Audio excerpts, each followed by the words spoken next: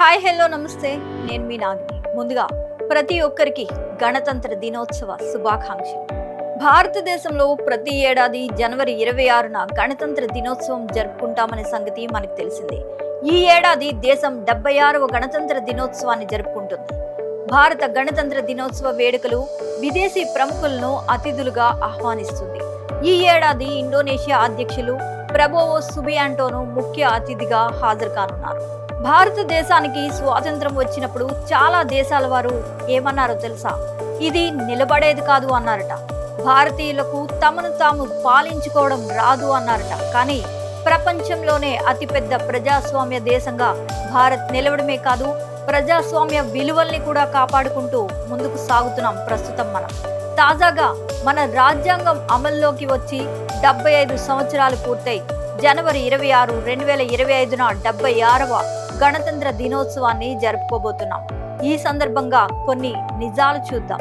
1930లో పూర్ణ స్వరాజ్య దినోత్సవం జనవరి 26న జరిగేది. అదే రోజున 1950లో రాజ్యాంగాన్ని అమల్లోకి తెచ్చారు. అప్పటి వరకు ఉన్న 1935 నాటి భారత బ్రిటిష్ కొలోనియల్ ప్రభుత్వ చట్టాన్ని తొలగించారు.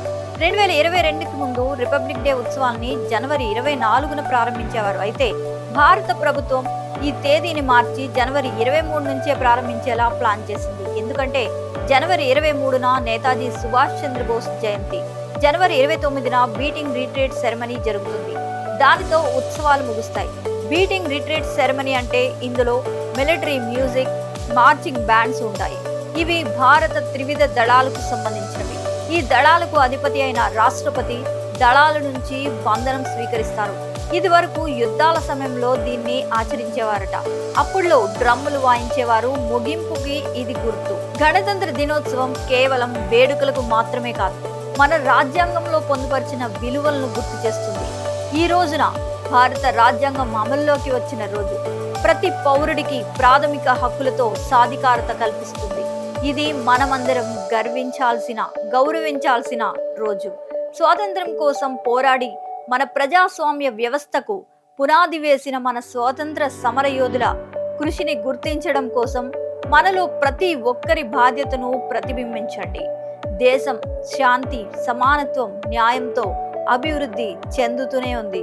ఈ జనవరి 26న ఢిల్లీలోని కర్తవ్య పథ్లో జరిగే 76వ గణతంత్ర దినోత్సవ పరేడ్లో మొత్తం 26 శకటాలు పరుగులు తీయనున్నాయి.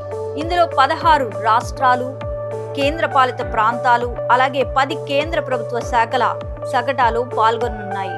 ఫుల్ డ్రెస్ రిహార్సల్స్ జరగబోతున్న నేపథ్యంలో కేంద్ర రక్షణ శాఖ అధికారులు ఈ శకటాలను అక్కడ ప్రదర్శించడం జరిగింది. ఈ శకటాలన్నీ కూడా భారత్కు ఉన్న భిన్నత్వంలో ఏకత్వ బలాన్ని చాటుతాయని రక్షణ శాఖ పేర్కొంటోంది.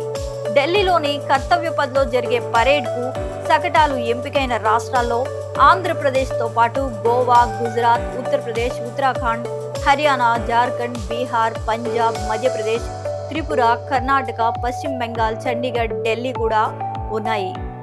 ఇది మన 76వ గణతంత్ర దినోత్సవ విశిష్టత. మరిన్ని కంటెంట్స్తో మీ ముందుకు వస్తూనే ఉంటాం. నిరంతర వార్తా శ్రవంతి కొరకు వీక్షిస్తూనే ఉండండి. మీ మా VST news. Please like, share and subscribe.